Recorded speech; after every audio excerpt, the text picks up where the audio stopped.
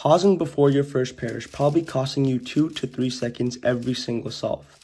I used to sit at 12 to 15 seconds because of it. However, once I learned Cross+1, everything changed. Now, I'm consistently sub 10 and I'm predicting my first pair correctly almost every single time. In this video, I'm going to teach you the exact process I use that helped me make this jump. So without further ado, let's get straight into it. The first tip I can give you guys is to stop practicing Cross+1 with inspection. Inspection is a good thing used for practicing solves, however, it's a horrible thing for Cross+1. The reason is because if you're new to Cross+1, timing yourself is doing everything but helping. It's putting you in a pressured place with a specific time to predict your first pair. So forget about inspection, and as you improve, you can gradually start to shrink the time you spend predicting your first pair. This next tip comes down to what pair you choose to predict. In this case, I have two really easy cross examples, and I'm going to walk you through which pair is worth predicting and why I think it is. So here's the first example. This is solved, this is solved, this is solved. This means that our cross can literally be solved in one move, R2. However, in order to take advantage of this, we need to look for a good pair to predict. Just from looking at the cube from this angle, the first pair I saw was the blue and red pair. Obviously, this isn't the pair we're predicting, and here's why. The pair is connected because the corner and edge are right next to each other. And whenever you're predicting your cross, connected pairs are always something you want to look out for because in some cases they can be really good. However, this pair is also connected to the cross edge, meaning if we solve this cross edge, the pair moves with it. And because we're doing R2, this pair is going to end up here at the bottom layer in a really, really bad spot. So for that reason, we're not going to predict this pair.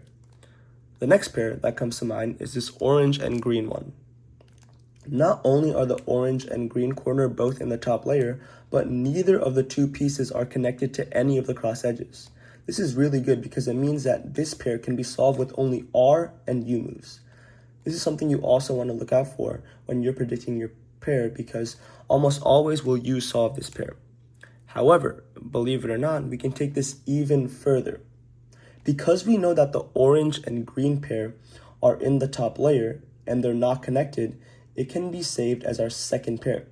So all we need to look for is a pair that's relatively easy to solve that doesn't move our orange and green pair outside of the top layer. We've already removed the blue-red pair from our possible pairs, so why don't we try the red and green pair? The edge is already attached to the cross piece, so by doing R2, it's going to solve the edge over here. Now, our edge is here, and our entire cross is solved because of R2. So all that's left is the corner, which can be solved by moving the empty slot with the corner over here, inserting our corner over here with U prime, L prime, U, L, and realigning our cross with D. Now, if we try this out, so first we're doing R2, then we move this layer in line with the cross. After that, we solve our cross into the slot, like so. And then we solve our cross black. This pair is still in the top slot, and it can be solved over here. And from that, we pretty much predicted two pairs in an inspection with a really easy scramble. However, if this is confusing, then just focus on one pair. This was mainly for the advanced solvers who think the scramble is really easy. And with that, let's move on to the second scramble. In this scramble, our cross pieces are here, here, here, and here. Our cross can be solved really easily in 3 moves with B prime, G prime, and L. However, after we do this, not a single F2L pair is going to have both their pieces in the top layer. And if you ever have this, the best thing you can do is to look for a pair to solve in the back. Now, you're probably thinking, why can't I just predict a pair to solve in the front? But the answer to this question is pretty simple. Because if you solve your pairs in the back first, it makes look ahead much easier because your F2L pieces are now clearly visible in the front. So in this case, the best pair we can predict is this orange-green pair. And our first move moves this corner over here. since this edge that we're moving down is on the same layer as this corner. After that, our other moves have no effect on the pair because D prime controls this layer and our corners over here and our edges is here, and L controls this and our edges over here and our corners over here. So with that, our pair can be solved with U prime, R, U prime, R2 prime, U, R, I'm pretty sure. So overall, it will look like this. This is our cross. After that, we get this pair, which can be solved with U prime, R, U prime, R2 prime, and the pair solved. Overall, if none of your F12 pieces are in the top layer, the second best thing you can do is to predict a pair that can be solved in the back. And if you can't do that, then just predict a pair that can be solved in the front, or just predict a pair. To end this video off, I'll be walking you guys through a solve and show you guys my cross solution. I'll put the scramble up on screen for you guys to follow along, and let's go.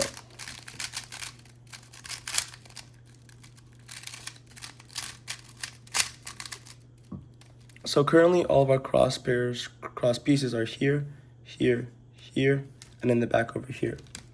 As I said before, the first step to Cross+1 is to plan your cross solution. Over here, I'm thinking of doing U to move this red over here in its own slot, and orange is now moved here and it's flipped. After that, I'm going to move blue opposite to green over here with D. Then I'll insert green in red's slot here with L prime, and this also moves red over here. And after that, I'll insert orange into green slot over here with R prime, F, R. Then I can just solve my cross with D, L prime. Okay, I know that seems a lot, and I'm pretty sure this cross is exactly 8 moves. But I promise you it's not as scary as it seems. So with that, let's move on to the second step, which is to see how our cross pieces impact that pair. In this case, I'm going to probably track the orange-green pair, which is here and here, because it's pretty much the best pair out of the rest. And the third step is to see how our cross impacts the pair. Our first move is U, and this will move the edge back here and the corner over here.